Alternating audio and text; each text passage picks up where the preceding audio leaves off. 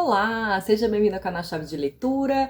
Chegou a hora do Fora das Páginas de janeiro, então vou contar pra vocês o que eu andei assistindo e ouvindo nesse mês. E assim, se você costuma tomar café vendo meus vídeos, hoje vai ser um brunch, porque eu vi coisa pra caramba. Eu vi 9 filmes.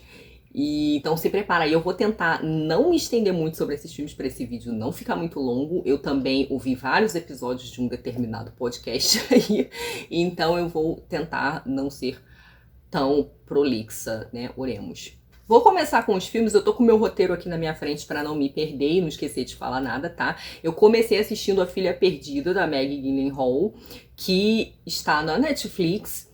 E eu gostei bastante desse filme. Ele é uma adaptação para o cinema do livro da Helena Ferrante.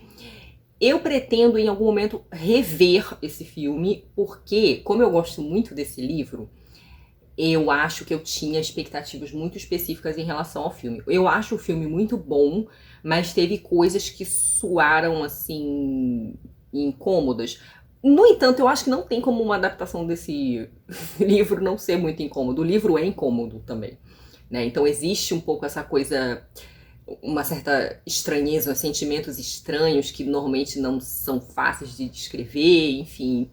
O livro lida com coisas estranhas, sentimentos estranhos em especial relacionados à maternidade, né? Então, maternidade que não foi muito fácil, né? Um sentimento materno que não é muito o que costuma ser esperado, enfim. Mas eu gostei bastante do filme, porém eu espero assisti-lo de novo com um pouco, talvez a expectativa um pouco mais controlada. Por causa da leitura da Porta, que fiz para o Clube de Leitura do Ferrante Indica e o nosso projeto aqui, eu decidi ver alguns filmes húngaros. Eu me lembrava de uma diretora que eu já tinha assistido, outras coisas dela, a Marta Mészáros, e aí eu comecei a buscar alguns filmes húngaros para fazer aí também um esquenta para nossa discussão lá no clube. Eu acho que tem alguma coisa não húngara aqui na ordem, eu vou falar dos filmes na ordem, mas vocês vão ver que tem um monte de filme húngaro aí na lista, tá? O primeiro que eu assisti, então, que foi o segundo do mês, foi Aqueles que Ficaram, de Barnabás Todt. Eu vi esse filme no Now, eu gostei dele médio, é um filme sobre pessoas que perderam sua família na Segunda Guerra, em específico um médico que é judeu e uma menina, uma adolescente, na verdade, que perdeu os pais. Então a gente vê que os dois estão um pouco marcados pelo luto, eles se conhecem porque ela entra na puberdade, precisa ir ao médico, e aí ele é o médico, e ela desenvolve assim, uma relação meio filial com esse homem. Ela tem muito medo, elas têm muito medo de abandono, ela é muito marcada pelo abandono. Eles se aproximam. O filme tem uma coisa meio estranha, porque como a menina tá na puberdade, fica sempre ali meio ambíguo o que ela acha desse homem, né? Se ela gosta dele como pai ou como outra coisa. Parece que de parte dele é como pai, né? Inclusive porque ele perdeu a esposa e a filha. Mas o dela eu fiquei assim um pouco na dúvida. E assim, é uma aproximação que é um pouco mal vista na Hungria, porque depois da Segunda Guerra a Hungria passa a ter um regime socialista, né, um regime com bastante interferência da União Soviética, e a gente vê que esses personagens, o homem em especial, ele tem que esconder ali alguns segredos, né, viver ali meio que ocultando certas coisas sobre si. O filme é interessante, é um filme triste, assim, bem melancólico. Eu não amei, mas eu acho que essa coisa da ambiguidade lá em relação à menina me incomodou um pouco. Isso não quer dizer que o filme seja ruim, isso quer dizer que eu fiquei tendo sentimentos estranhos, assim, por essa aproximação de uma adolescente, né, muito jovem com um homem mais velho. Mas não acontece nada entre eles. Mas tem essa proximidade, como ambos são muito carentes, existe essa proximidade que inclusive é física.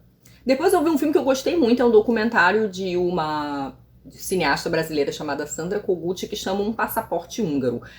Ela é neta de húngaros, e então ela decide tentar tirar a cidadania húngara.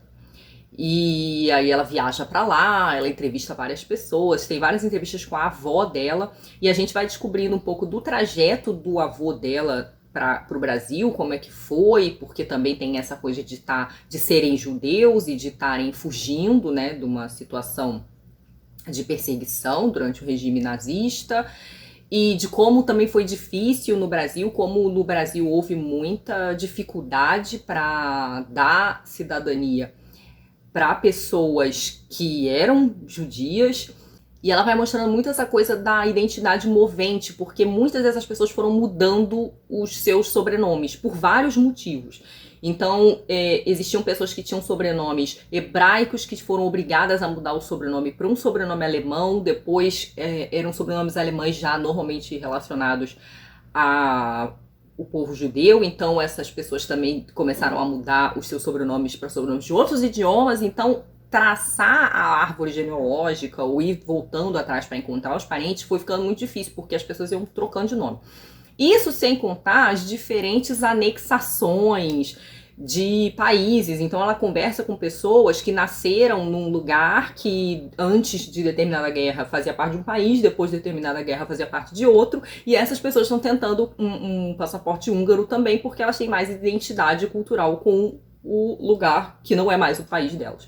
Então eu achei, assim, sensacional esse documentário, achei interessantíssimo, e eu vi no Now. Depois eu vi um filme da Marta Mesaros, essa diretora que eu falei que eu já assisti, que se chama The Two of Them. Não tem muito título traduzido para o português dos filmes da Marta Mesaros. Esse eu vi no Mubi.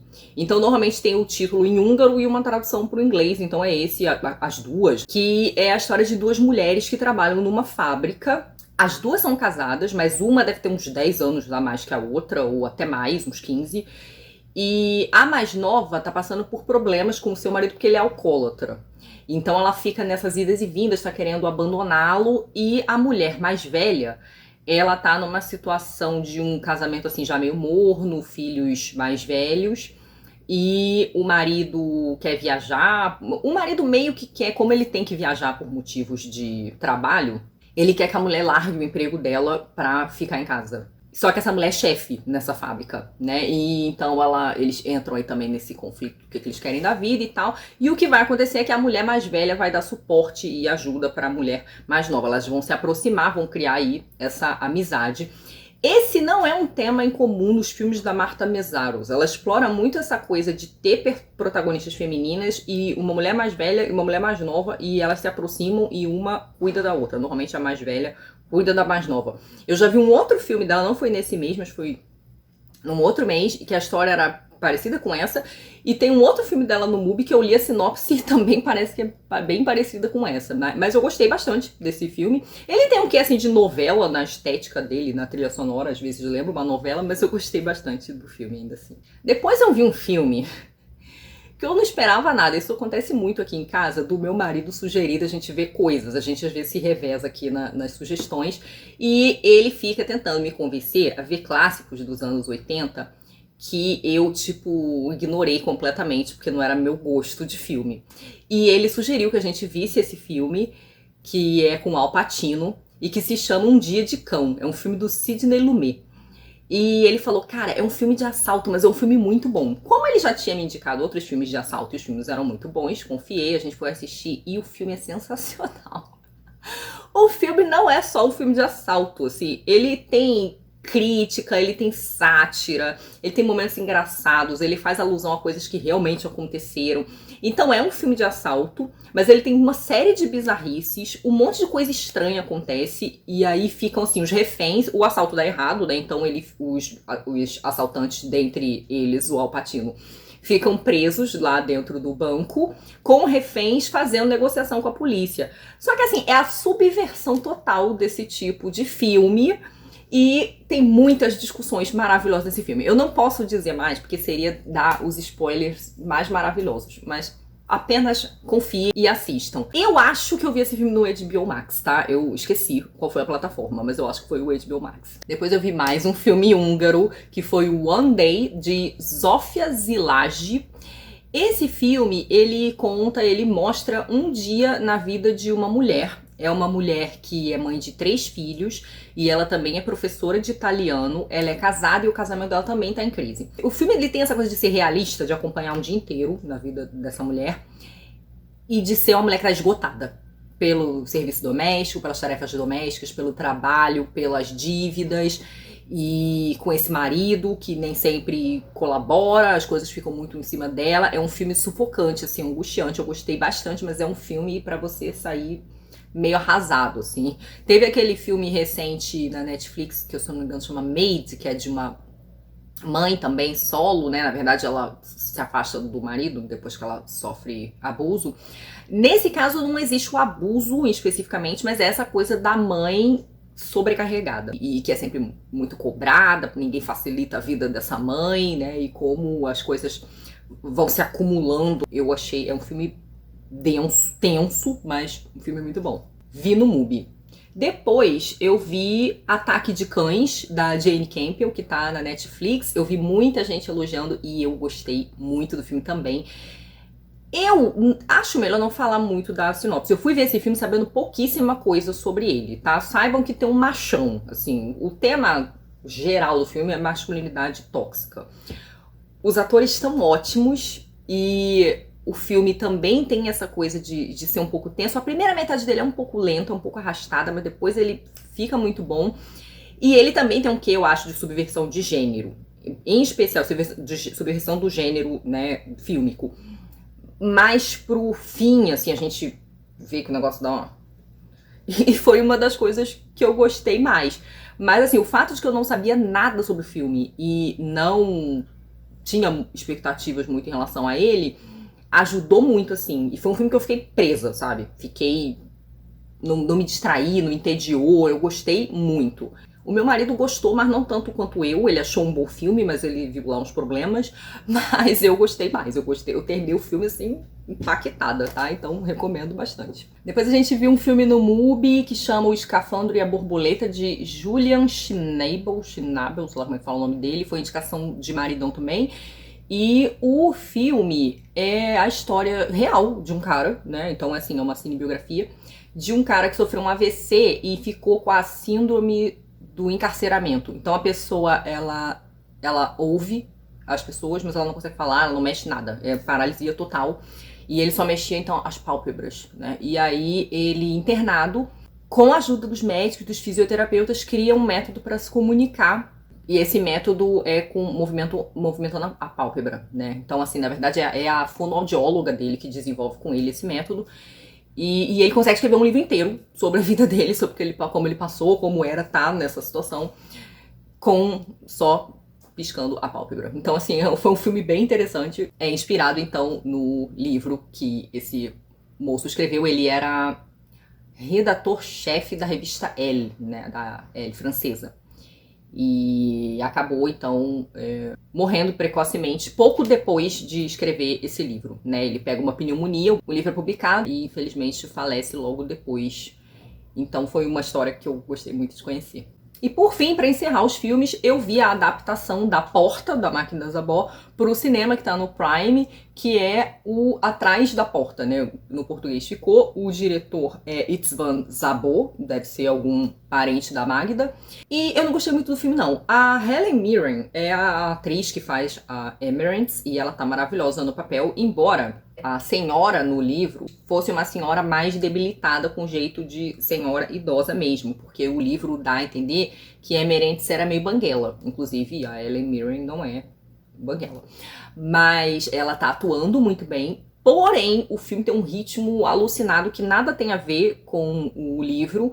Perde-se muito ali do processo de reflexão, das hesitações da narradora, não tem nada disso. Então o filme é muito corrido, acontece um monte de coisa trepada, é um ritmo meio louco. A mesma que você não tenha lido o livro, é um ritmo que não faz muito sentido, as coisas são muito abruptas, sabe? Então esse foi o motivo pelo qual eu não gostei do filme, porque não tem respiro nenhum, é um ritmo muito alucinado para uma história que não acontece assim e que nem tem porquê de acontecer assim, infelizmente.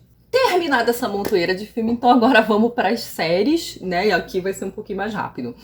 Eu terminei então de ver Rex, que eu tava vendo na HBO Max, falei pra vocês dela no mês passado, que é o filme das duas comediantes, a série, né? Das duas comediantes, que é uma mais velha e uma mais nova, que vão ali ter que aprender a conviver. A série termina com um cliffhanger, né? Então aguardemos a próxima temporada, mas assim, uma situação tensa ali que aconteceu a partir de um desentendimento entre elas, mas gostei muito. Depois eu também continuo assistindo And Just Like That, da HBO Max, que é o revival do Sex and the City. Essa série não terminou ainda, pelo que eu tenha percebido, acho que não terminou ainda. Então assim, continuei vendo, continuo gostando. Tô vendo a Agretsuko, acho que tô perto de terminar, mas não terminei ainda. E assim, eu adoro quando a Agretsuko trata, o que ela faz com alguma frequência, das questões trabalhistas, né? Essa é a série japonesa, a animação, que fala lá da menina que trabalha na contabilidade. E nessa temporada tá tendo essas discussões entre um novo CEO e o CEO quer prezar pelo lucro dos acionistas, e aí começa a ter um programa de incentivo de demissões, ou seja, situação do trabalhador ali precarizada, né, em processo de precarização, algumas reviravoltas aí no meio do trabalho, além lá da questão, como eu falei para vocês no vídeo do mês passado, desse relacionamento aí que não engata da Agretsuko com seu colega lá. Eles ficam meio dessa amizade, amigos, amantes, e a coisa não desencanta, mas a questão trabalhista tá bem emocionante e eu devo acabar agora no início de fevereiro a série. Eu vi um episódio bem bacana também, que eu até compartilhei nos stories do Instagram. Tem uma série do Netflix que chama Explicando a Mente, e eu vi o episódio sobre lavagem cerebral. Eu já tinha visto outros, eu de vez em quando pego lá um episódio dessa série e vejo. Não é a coisa mais aprofundada do mundo, mas ela dá uma apresentação assim básica, meio que os conceitos básicos em relação a certos temas como ansiedade, criatividade, sono, enfim. E aí tem esse da lavagem cerebral, e eu achei bem interessante porque ele discute coisas que estão muito em voga e são relacionadas a fenômenos que a gente tem acompanhado na cultura ultimamente, né? Essas coisas do viés de confirmação, né? Como certas pessoas aderem a certos grupos ou certas ideologias por um desejo de pertencimento, né? Por colocar num outro externo a causa dos seus problemas. E muitas vezes a causa é externa mesmo, mas assim, existe essa coisa também de arrumar uma causa simples para um problema que é mais complexo, como as pessoas vão se juntando, se agregando em torno de ideias meio doidas, como terra plana, e defendendo essas coisas, teorias conspiratórias. E então eu indico, como falei, não é nada coisa mais profunda do mundo, mas eles chamam lá uns pesquisadores para ser entrevistados e eu achei interessante. Bom, podcast, eu ouvi basicamente 2. Eu ouvi o episódio de um podcast que eu nunca tinha ouvido falar, que chama Até Aí Tudo Bem. O título é muito bom, né? E o episódio chamava Fofocas da MPB. Por que eu ouvi esse podcast? Porque eu tava lendo o livro da Camille Viola, que eu falei no vídeo de livros, né? O livro sobre o África Brasil, o disco do Jorge Ben. E eu queria ver se eu achava algum podcast sobre o Jorge Ben e encontrei esse. Esse não era sobre o Jorge Ben, ele era sobre fofocas da MPB, mas o Jorge Ben tava lá no meio. É um episódio super divertido, onde a partir de leituras de algumas biografias, os integrantes vão contar várias fofocas da MPB ligadas ao Jorge Ben, Caetano, Gil, Gal, Belchior, Fagner, Marisa Monte, Nando Reis. Então é muito gostoso para quem gosta de música. É muito gostoso porque tem essa parte aí dos bastidores, né? Que envolve, às vezes, algumas fofocas. Eu gostei bastante, mas eu não conhecia esse podcast, não. Depois, eu assisti, assim, apenas 7 episódios do Discoteca Básica. O podcast que eu citei lá também no vídeo passado. Que é o podcast que faz reportagens sobre álbuns icônicos. Eu queria já deixar aqui minha pergunta para o apresentador desse programa, por que não tem nenhum episódio sobre Jorge Ben? Fica aí a sugestão, faça um episódio sobre Jorge Benjol, por favor. Mas voltando aos que eu assisti, como eu falei, eu não ouço os episódios desse podcast na ordem, eu vou pegando pelos álbuns que eu gosto mais, e eu vou dizer aqui para vocês, então, quais foram, na ordem que eu escutei, quais foram os álbuns. Eu escutei os episódios do Back to Black, álbum da Amy Winehouse de 2006, que eu amo esse disco. Eu já era adulta, comprei o CD já quando estava trabalhando e eu sou apaixonada por esse disco. Que ela dá essa guinada assim bem retrô, né? Ela tem um disco anterior que não é tão retrô assim, mas ela dá essa guinada pro retrô. Com esse disco, quando ela encontra lá, é Mark Ronson o nome dele, não vou lembrar, o cara que é o produtor do disco. E que é um disco cheio de letras inspirado no término dela lá com o namorado lá que ela tinha, um relacionamento super complicado, tóxico que ela tinha, mas ela fez as letras mais maravilhosas para esse disco. Assim, o disco é realmente uma coisa incrível. Depois eu ouvi o episódio do Imagine, do John Lennon, um disco de 71 já muito conhecido por mim, um disco que eu já ouvi 1000 vezes e já conheço há muito tempo. Depois eu ouvi o episódio sobre Rubber Soul, um disco de 1965 dos Beatles, já contei aqui pra vocês também que sou fã dos Beatles. O Rubber Soul é realmente um disco muito interessante dos Beatles, ele tem essa coisa de mudança de som também, né? Ele começa já uma mudança de quando os Beatles faziam uma música que era só mais pop, assim, e eles começam a mirar numa coisa mais artística já também, seguindo certas influências como do Bob Dylan, por exemplo, né, e começa com o Rubber Soul. A coisa vai ficando mais acentuada em seguida, né, com o Revolver, com o Sgt. Peppers, né, e aí é toda uma outra fase já bem mais artística dos Beatles, mas começa ali no Rubber Soul. Então é um disco que eu gosto muito, mas achei interessante eles escolherem esse em especial, mas eu acho que vai ainda ter disco dos Beatles, né, e espero eu, né, nesse podcast. Depois eu ouvi o do Tim Maia, de 1970, um disco que eu não conheci, eu conheço as coisas mais famosas do Tim Maia, esse disco de 1970 que chama Tim Maia eu não conhecia muito. Depois eu ouvi de um outro disco que eu conheço bastante, que é o Tropicalia ou Panis et Circenses, de 1968, que é um álbum de vários artistas ali, meio que acho que a gente pode dizer comandado pelo Caetano e pelo Gil, né, um álbum ali ícone do movimento da Tropicalia, mas que tinha também a Gal, né, tinha os Mutantes, outros artistas envolvidos. Depois eu ouvi o episódio sobre o Blood Sugar Sex Magic, de 91, disco do Red Hot Chili Peppers. Eu gosto muito do Red Hot, ouvia na MTV, foi quando acho que me chamou mais atenção, mas se eu não me engano, teve música do Red Hot que virou trilha de novela, né? O povo que, como eu, nasceu nos anos 80, descobria muita música por causa de trilha sonora de novela e de filme. E eu amo trilha sonora dessas coisas. A gente, inclusive, as novelas lançavam álbuns, né, com as suas trilhas sonoras. Então eu tenho quase certeza que a primeira vez que eu ouvi alguma coisa de Red Hot Chili Peppers foi por causa de trilha sonora de novela. Depois teve a MTV. Esse disco saiu em 91, eu era criança, acho que eu tinha 10 anos quando esse disco saiu, façam aí as contas. Não precisa, tenho 40 anos. Então eu era criança, mas as músicas desse disco, elas me acompanharam muito tempo quando eu era adolescente ainda, porque era uma banda que tocava muito na MTV, e esse disco tem muitos hits, né, então é muito... Toda vez que alguém acho que conhece alguma coisa meio do Red Hot, certamente tem alguma música aí desse disco. Eu acabei ficando fã da banda, consegui ver show deles no Rock in Rio.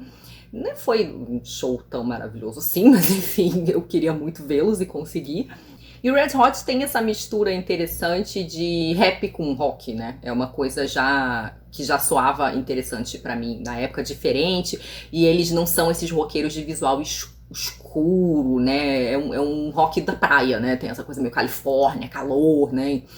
E que trazia nas letras também muito essa realidade de submundo, assim, né? De contato com as drogas, enfim. Por fim, eu escutei o episódio sobre o Sobrevivendo do Inferno do Racionais MCs, que é um disco de 1997. 97, se eu não me engano, foi o ano que eu entrei no ensino médio. Eu me lembro desse disco, me lembro de ouvir, assim, churrasco de turma, sabe? Sempre tinha aquela música Diário de um Detento, que ficou um ícone nessa época, e foi um disco que também foi tocado, essas músicas foram tocadas muito tempo, há muitos anos ainda, depois do lançamento, mas eu vou confessar que na época que o disco saiu, não era a estética que mais me agradava, não. Eu nunca fui muito, assim, de ouvir o rap paulista. E eu achava o Diário de um Detento interessante. Eu gostava mais daquela outra música, Mágico de Oz, porque teve clipe pra ela também, se eu bem me lembro, na MTV, porque tocava o tempo inteiro, tanto o Diário de um Detento quanto essa. Mas não era um disco que na época eu dei muita atenção, não. Eu tava ligada em outras coisas musicalmente. Mas, cara, eu fui reescutar o disco recentemente, depois de ouvir esse episódio, e eu achei o disco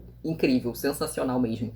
E eu fiquei pensando que ele tem uma coisa assim meio de dostoiévskiana, com a qual eu me identifico muito, que é essa coisa de uma experiência que é muito calcada na experiência do mal ali, né, do mal, do crime, das drogas, da violência e da religião, né? É um disco que tem uma cruz na capa, e eu acho que isso é bem ambíguo, porque além de aludir, eu acho, a religiosidade, que é alastrada no subúrbio, né? Muito, eu venho também dessa realidade de subúrbio, com família muito religiosa, seja no catolicismo, seja na Umbanda. A realidade dos MCs do Racionais também está muito próxima dessa coisa de violência e religião, que é também a experiência que eu acho que o Dostoiévski mais explora no livro dele, né? Que é esse desejo, esse anseio pela fé, por um algo mais, por um aceno ao divino e ao mesmo tempo ser marcado